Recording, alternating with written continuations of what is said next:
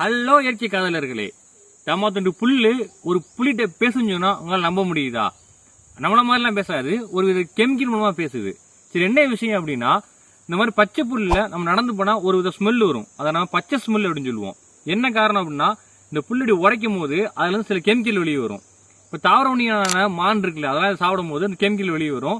அந்த கெமிக்கல் என்ன சொல்லுவாங்கன்னா கிரீன் லீஃப் வால்டேல் அப்படின்னு சொல்லுவாங்க. இந்த கெமிக்கல் என்ன செய்யும்னா, பக்கத்தில் உள்ள பொருளுக்கெல்லாம் ஒரு சிக்னல் தரும், நம்மளை சாப்பிட்றான்டா, ஸோ பார்த்துருங்க அப்படின்னு சொல்லிட்டு. உடனே அந்த அந்த அந்த புல்லுகள் எல்லாமே அதாவது கசப்பு தன்மை ஏற்றி வச்சுக்கிறோம். ஸோ மான் சாப்பிடாது. மெயினான மேட்டர் என்னன்னா, இந்த ஸ்மெல் வந்து புலிகள் இருக்குல்ல, புலிகள், சிறுத்தை, சென்னை, அதுக்கெல்லாம் ஸ்மெல்லு போகும். அது என்னன்னா, இங்கே எங்களை சாப்பிட்றான், ஒரு உனக்கு பிடிச்ச ஒரு தாவரம் நீங்க இருக்குது, வந்து அதை பிடிச்சிட்டு போ அப்படின்னு இன்டேரக்டா சொல்ற மாதிரி. இன்டேரக்டான இல்லை, கிட்டத்தட்ட இந்த புல்லுக்கு வந்து புலி தான் குலதெய்வம் மாதிரி. ஏன்னா காப்பாற்ற சொல்லுது இல்லை, இந்த ஸ்மெல்ல வச்சுக்கிட்டு அங்கெல்லாம் ஊனு ஒண்ணி வந்து இங்க தாவர ஒண்ணியை பிடிச்சு சாப்பிட்டுருது. இது வந்து இயற்கையிலேயே ஒரு அமைஞ்ச ஒரு கண்ணுக்கு தெரியாத ஒரு இயற்கை நீதி, உணவு சங்கிலி.